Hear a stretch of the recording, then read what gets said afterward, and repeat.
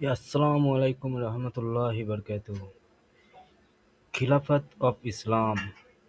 Second خلیفہ عمر بن خطاب کی تیسرے پارٹ لے کے آ گئے ہم لوگ، اور اس میں آج ہم لوگ سننے والے ہیں خالد بن ولید کو۔ تو چلیے دیری نہ کرتے ہوئے سٹارٹ کرتے ہیں ویڈیو۔ خالد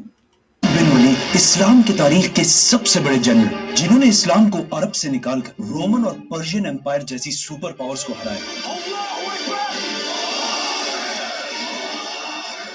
لیکن اس سب کے بعد اس وقت کے خلیفہ حضرت عمر رضی اللہ عنہ نے انہیں اپنی پوزیشن مطلب آرمی چیف کے عہدے سے ہٹا دی۔ لیکن کیوں؟ اتنے بڑے جنرل کو ہٹانے کی ضرورت کیا تھی؟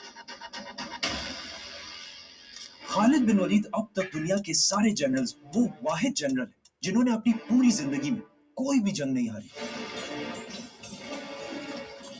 سب سے پہلے انہوں نے اپنی زندگی کی پہلی جنگ سوری، تو ہم نے ویڈیو کو ایک بار پاز کیا تھا، چلے چالو کرتے ہیں۔ عہد میں مسلمانوں کو ہرایا، پھر اسلام قبول کرنے کے بعد جنگ موتا جیسی خطرناک جنگ جیتی جس میں رسول اللہ صلی اللہ علیہ وسلم نے پہلی دفعہ انہیں سیف اللہ کی تلوار کا ٹائٹل دیا۔ پھر آپ صلی اللہ علیہ وسلم کے بعد پہلے خلیفہ حضرت ابو بکر رضی اللہ عنہ نے خالد بن ولید کو مسلمانوں کی پوری فوج کا پہلا آرمی چیف بنا، جس کے بعد وہ مدینہ سے فوج لے کر روانہ ہوئے اور بہت تیزی سے پورے عرب کو فتح کر لیا اور جنگ یمامہ میں بہت بڑی فتح حاصل کی۔ لیکن پورا عرب فتح کرنے کے بعد ابو بکر رضی اللہ عنہ نے انہیں واپس مدینہ آنے کے بجائے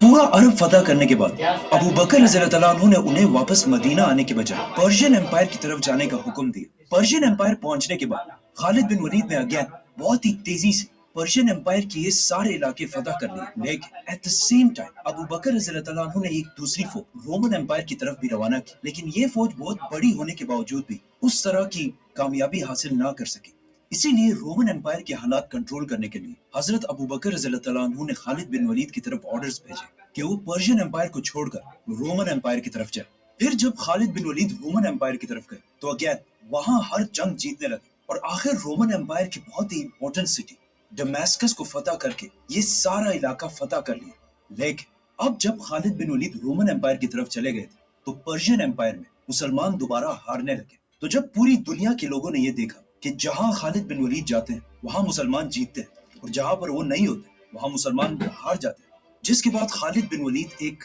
بہت بڑی سیلیبریٹی بن گئے، اور صرف مسلمانوں میں نہیں بلکہ رومن اور پرشین امپائر میں بھی خالد بن ولید کی فتوحات کی کہانیاں پھیلنے لگی۔ یہاں تک کہ ایک دشمن جنرل نے خالد بن ولید کے پاس آ کر یہ تک کہا کہ ہمارے علاقے میں یہ کہانی مشہور ہے کہ ایک دن آسمان سے اللہ کی طرف سے آپ کے لیے ایک تلوار نازل ہوئی، اسی لیے آپ کو سیف اللہ کہا جاتا ہے۔ ان ساری چیزوں کے بعد یہ باتیں نئے مسلمانوں کی گیدرنگز میں عام ہو چکی تھی کہ صرف خالد ہی جنگ جیت سکتے ہیں اور ان کے علاوہ چاہے جو بھی ہو مسلمان جنگ نہیں جیت سکتے۔ جب حضرت عمر رضی اللہ عنہ خلیفہ بنے انہیں پتا تھا کہ مسلمانوں کا خالد بن ولید کے بارے میں یہ مائنڈ سیٹ اسلام کے لیے بہت ہی خطرناک ہو سکتا ہے، کیونکہ اگر لیٹ سے خالد بن ولید کسی جنگ میں شہید ہو جاتا تو پھر مسلمانوں کی فوج کا سارا مورال ٹوٹ جاتا۔ تو آخر حضرت عمر رضی اللہ عنہ نے ان حالات کو کنٹرول کرنے کے لیے خالد بن ولید کو ان کی پوزیشن آرمی چیف کے عہدے سے ہٹانے کا فیصلہ کیا۔ But wait، حضرت عمر نے صرف خالد بن ولید کو ہی نہیں ہٹایا بلکہ مسلمانوں کی اسٹیٹ کو ہر اینگل سے بدلنا شروع کیا اور مدینہ میں بیٹھ کر ہر علاقے کی طرف آرڈرز بھیجے۔ سب سے پہلے انہوں نے فتح کیے گئے علاقوں میں نئے گورنرز لگائے اور ان کو یہ آرڈرز دے دیے کہ ہر فیصلے سے پہلے مدینہ میں خلیفہ سے پوچھنا لازمی ہے، اور یہ عرب کے لیے بہت ہی نئی بات تھی کیونکہ اس سے پہلے ہر قبیلہ اپنے فیصلے خود ہی کیا کرتا تھا، لیکن حضرت عمر قبائلی سسٹم کے خلاف تھے اور ایک سینٹرلائزڈ مدینہ کی طاقت چاہتے تھے۔ صوبوں میں گورنرز لگانے کے ساتھ ساتھ حضرت عمر نے انہیں بتائے بغیر کچھ جاسوس بھی بٹھائے جو ان گورنرز کی اچھی یا بری ہر خبر حضرت عمر تک پہنچاتے رہتے۔ اس کے علاوہ حضرت عمر نے ہر صوبے میں جسٹس انصاف کا سسٹم بنایا جس میں ہر صوبے میں اسلامک قانون کے مطابق عدالتیں کورٹس بنائے گئے، اور ان ساری عدالتوں کا ہیڈ کوارٹر سپریم کورٹ مدینہ میں بنایا گیا جس میں بہت سارے صحابہ ججز لگائے گئے، اور ان سارے ججز میں ایک سب سے ریسپیکٹڈ اور بڑے جج تھے حضرت علی رضی اللہ عنہ۔ حضرت عمر رضی اللہ عنہ نے ہر سٹی میں پہلی بار ایک پولیس کا سسٹم بھی بنایا، اور ان سٹیز کے بازاروں میں پرائسز کو کنٹرول میں رکھنے کے لیے بھی ایک ڈپارٹمنٹ بنا، اور اسپیشلی مدینہ کے بازار کو کنٹرول کرنے کے لیے ایک عورت شفا بنت عبداللہ کو اس کا لیڈر بنا۔ ये उस जमाने में बहुत ही अजीब बात थी कि हजरत उमर ने इतनी इंपॉर्टेंट पोस्ट पर एक औरत को कैसे बिठाया, लेकिन हजरत उमर सिर्फ मेरिट को देखकर ही फैसले किया करते थे। ये सब तो वो काम थे जो हजरत उमर रज़ी अल्लाह तआला अन्हु ने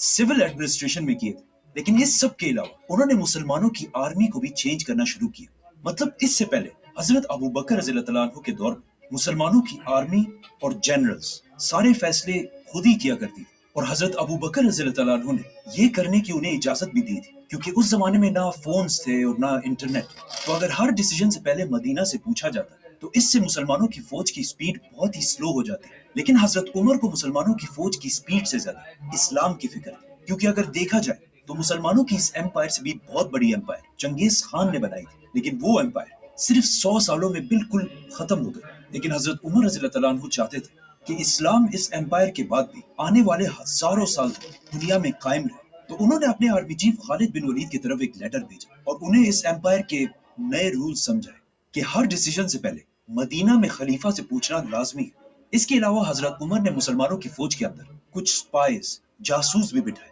जो इन जनरल्स को बगैर बताए उनकी हर खबर हजरत उमर तक पहुंचाते रहते। खालिद बिन वलीद ने जब हजरत उमर रज़ी अल्लाह तआला अन्हु का लेटर पढ़ा कि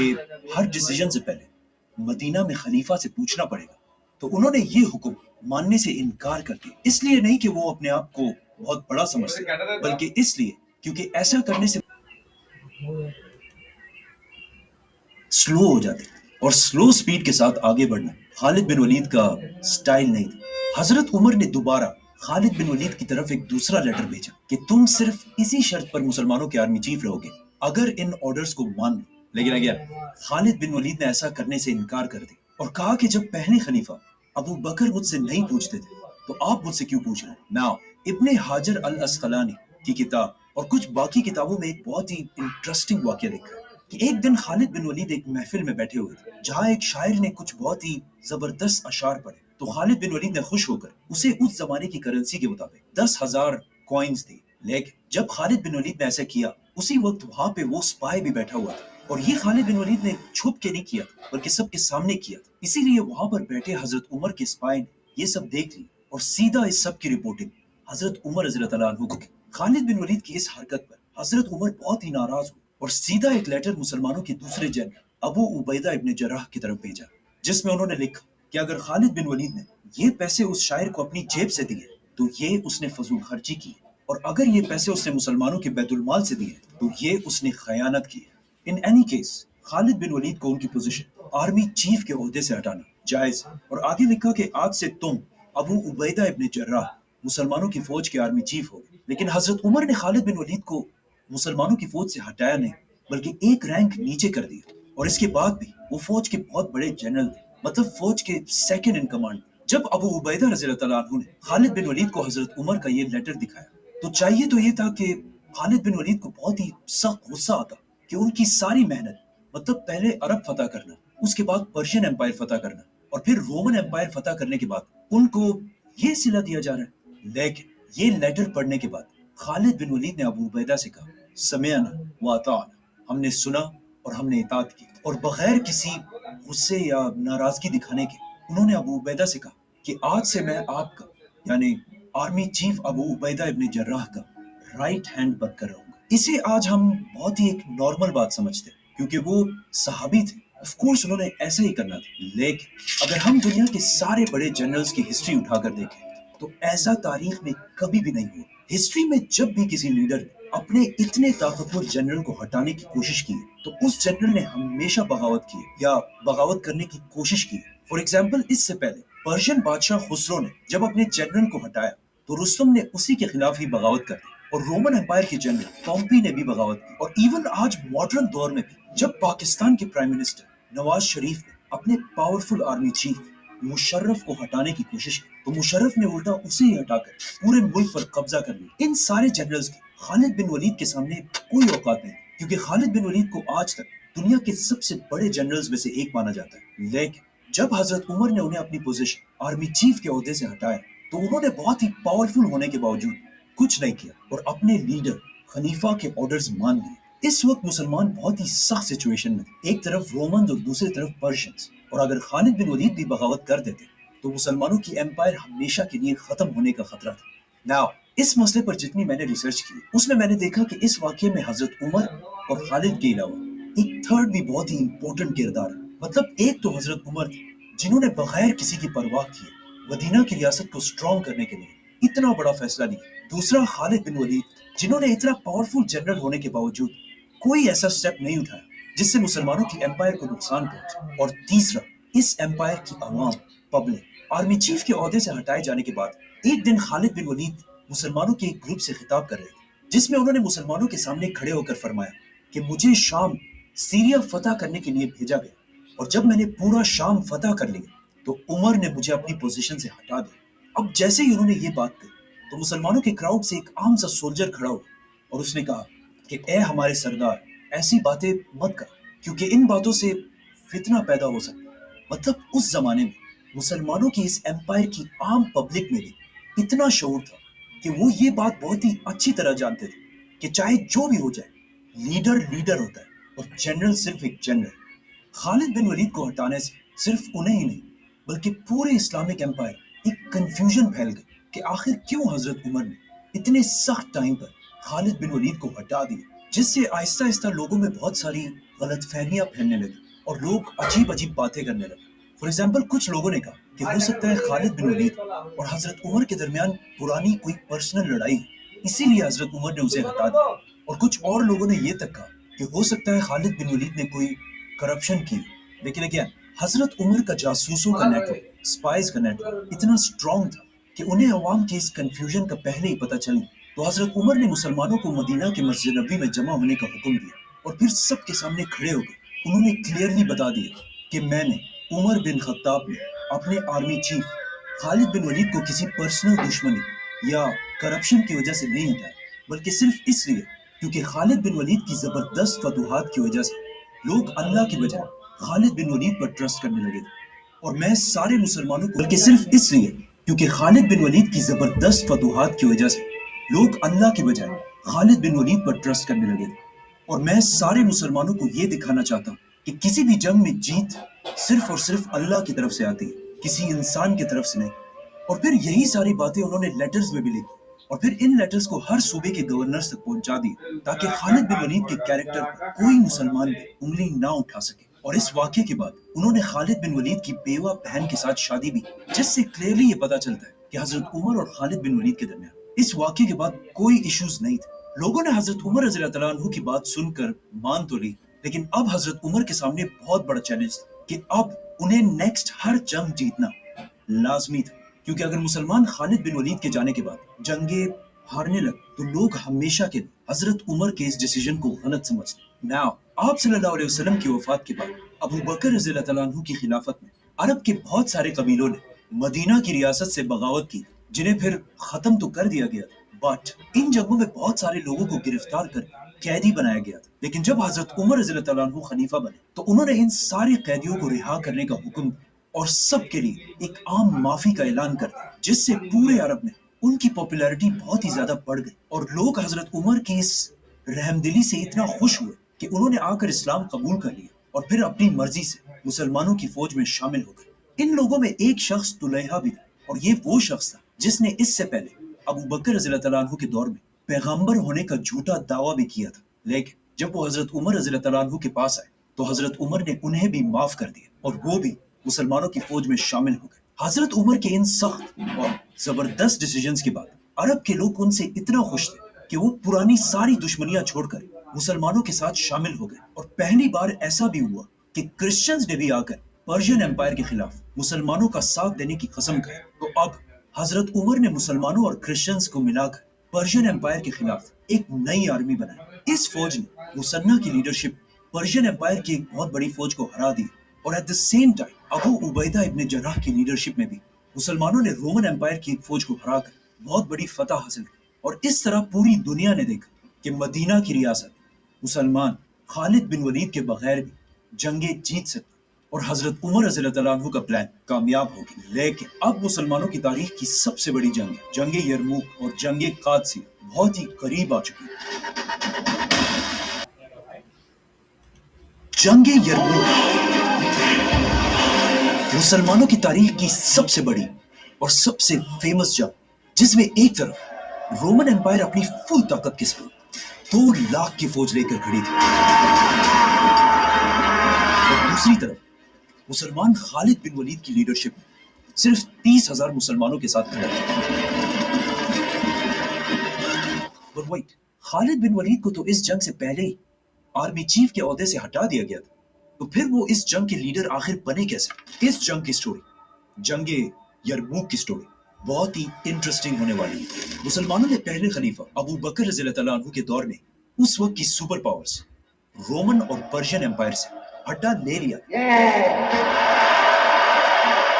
और जब हजरत उमर रज़ियल्लाहु तआला अन्हु खलीफा बने तो मुसलमान खालिद बिन वलीद की लीडरशिप में इन दोनों एम्पायर से ये सारा इलाका फतह कर चुके थे। लेकिन जैसे ही हजरत उमर खलीफा बने उन्होंने खालिद बिन वलीद को उनकी पोजीशन आर्मी चीफ के ओहदे से हटा दिया, जिसे हम इस वीडियो में एक्सप्लेन कर चुके, और उनकी जगह अबू उबैदा इब्ने जर्राह को मुसलमानों का नया आर्मी चीफ बनाया। नाउ खालिद बिन वलीद के जमाने में मुसलमान डमस्कस जैसी बड़ी सिटी को फतह कर चुके थे। ये इतनी बड़ी सिटी थी कि ये आज तक सीरिया, शाम का कैपिटल है। तो अबू उबैदा इब्ने जर्राह की लीडरशिप में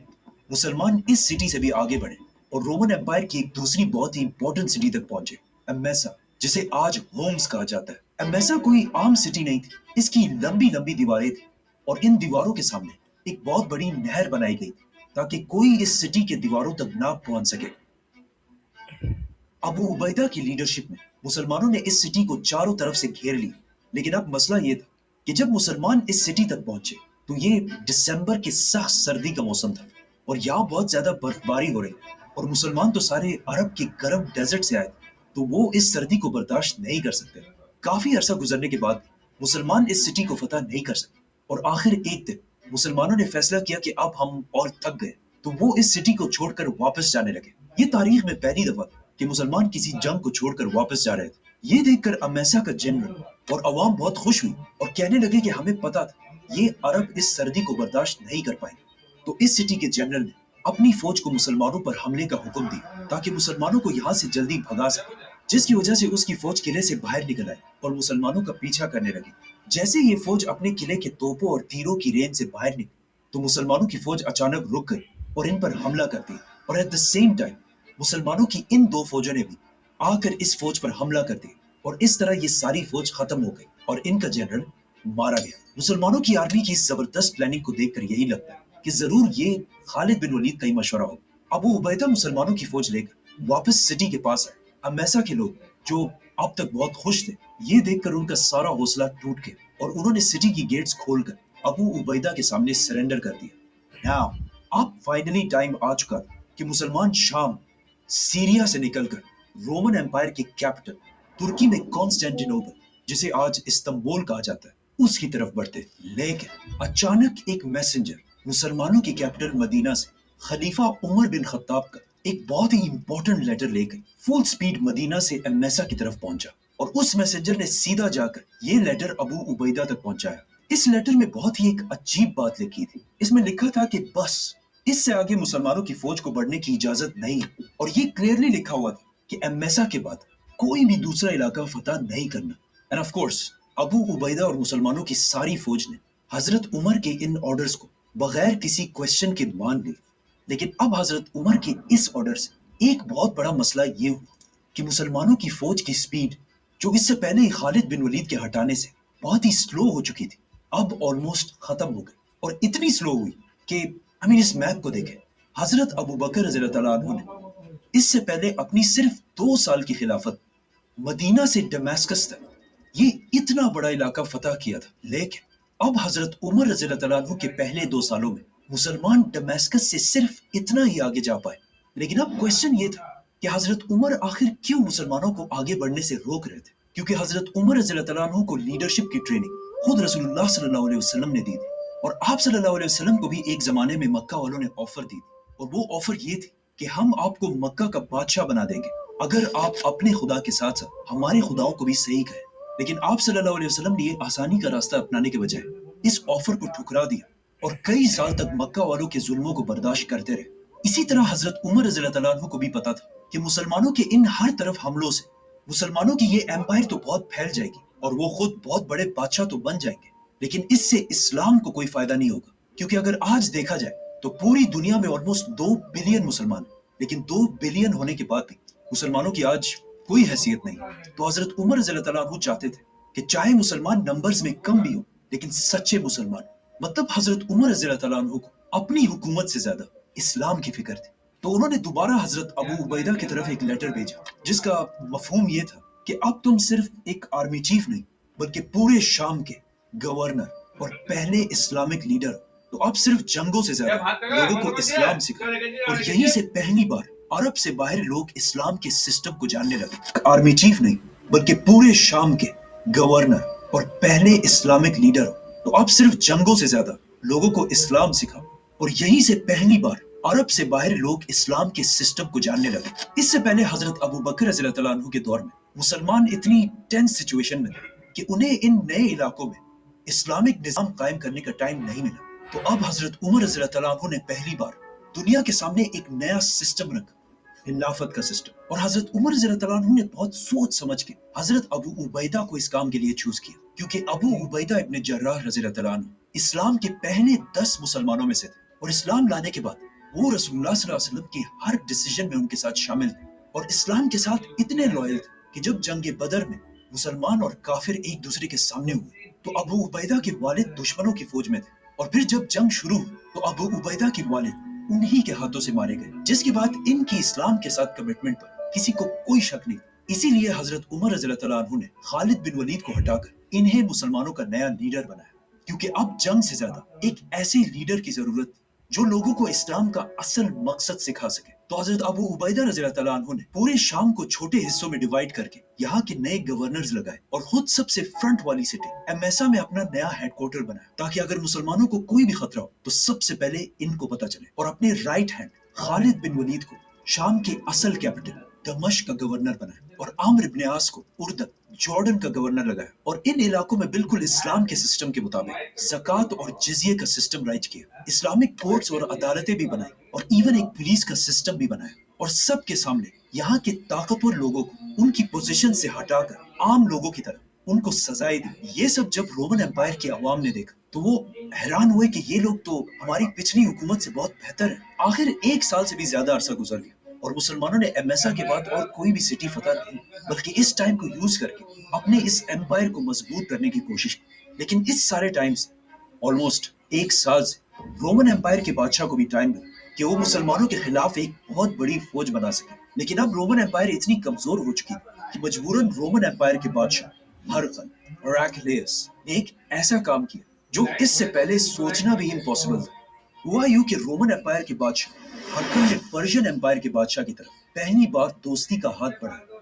और सिर्फ यही नहीं बल्कि अपनी पोती की शादी भी पर्शियन एम्पायर के बादशाह से करी। और इस तरह तारीख में पहली बार रोमन और पर्शियन एम्पायर सिर्फ दोस्त नहीं बल्कि रिश्तेदार बन गए। ये बहुत ही इम्पॉसिबल बात है, क्योंकि इससे पहले रोमन और पर्शियन एम्पायर पिछले 800 साल से एक दूसरे के बहुत बड़े दुश्मन थे। लेकिन अब इन दोनों एम्पायर्स मुसलमानों का इतना खौफ बैठ चुका था कि इन्होंने पिछले 800 साल की दुश्मनी भुलाकर एक दूसरे के साथ दोस्ती कर ली। ये ऐसा ही था जैसे आज पाकिस्तान और इंडिया किसी और के खिलाफ एक हो जाए, और इवन वर्स फलस्तीन और इजराइल किसी दूसरे के खिलाफ एक दूसरे के दोस्त बन जाए, जो इम्पॉसिबल। लेकिन हजरत उमर रज़ी अल्लाह अन्हु की खिलाफत मुसलमानों के खौफ ने इन्हें एक होने पर मजबूर कर दी। तो अब इन दोनों एम्पायर्स ने मिलकर मुसलमानों के खिलाफ अपनी अपनी एम्पायर्स में बहुत बड़ी फौज जमा करना शुरू कर, जिसके बाद जंगे यरमूक और जंगे कादसिया जैसे अजीम जंगे लड़ी गई। रोमन बादशाह ने अंताकिया में अपने सारे जनरल्स की एक मीटिंग बुलाई, जिसमें उसने एक सिंपल सा क्वेश्चन पूछा कि आखिर क्या वजह है कि हम इन मुसलमानों से नंबर्स में ज्यादा होने के बावजूद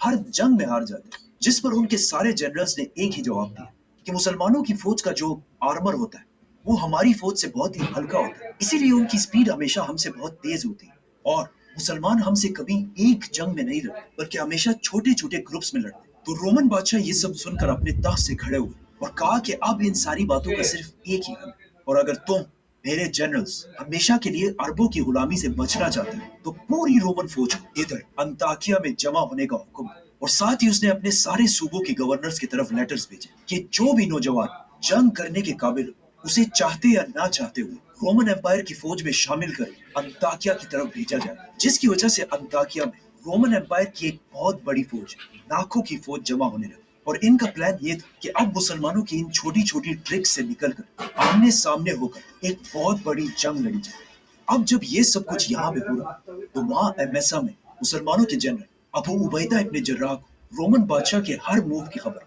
मिलती जा रही थी, जिससे वहां पर मुसलमान बहुत ही टेंशन में थे कि अब आखिर हम क्या करें, इतनी बड़ी फौज का मुकाबला कैसे करें, क्योंकि अब हर तरफ से रोमन एम्पायर मुसलमानों से बदला लेने के लिए इनकी तरफ बढ़ रही थी। मुसलमानों की इस घबराहट को देखकर अबू उबैदा ने जल्दी से एक दूसरी मीटिंग बुलाई और अपने सारे जनरल्स को बुलाकर पूछा कि अब हमें इतनी बड़ी फौज के सामने क्या करना चाहिए, जिस पर सारे जनरल्स के मशवरे से यह फैसला किया गया कि हमें अमेसा,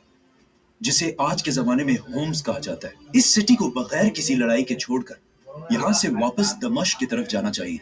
जिधर उस वक्त खालिद बिन वलीद अपनी फौज के साथ मौजूद थे। लेकिन जाने से पहले अबू उबैदा इब्न जर्राह इस सिटी के फाइनेंस मिनिस्टर को बुलाया और उसे ऑर्डर्स दिए कि यहाँ जितने लोगों से भी जिजिया टैक्स लिया गया था उन सब को वो पैसे वापस कर दिए जाए, क्योंकि ये जिजिया टैक्स हमने इनकी हिफाजत के लिए लिया था और अब जब हम इनकी और हिफाजत नहीं कर सकते तो इस टैक्स पर भी अब हमारा कोई हक नहीं है। तो इधर मुसलमान इस सिटी को छोड़कर जाने की तैयारी कर रहे थे और वहां वो फाइनेंस मिनिस्टर अपनी टीम के साथ एमेसा के हर घर घर तक जाकर लोगों को उनके टैक्स के पैसे वापस दे रहा है। ये देखकर यहाँ के लोग अगेन हैरान रह गए कि आखिर ये क्या मखलूक है कि हम तो सिर्फ इस बात पर खुश थे कि इन्होंने हमारे इलाके फतह करने के बाद हमें नहीं मारा और हमारी औरतों को भी कुछ नहीं कहा और हमारी जमीनें भी नहीं छीनी, और अब इस सब के बाद भी ये हमसे लिया गया टैक्स भी वापस करके जा रहे हैं। इनमें से एक बंदे ने मुसलमानों के जनरल के पास आकर ये तक कहा कि खुदा आप लोगों को हमारे ऊपर दोबारा लाए। तो आखिर मुसलमान इस सिटी होम्स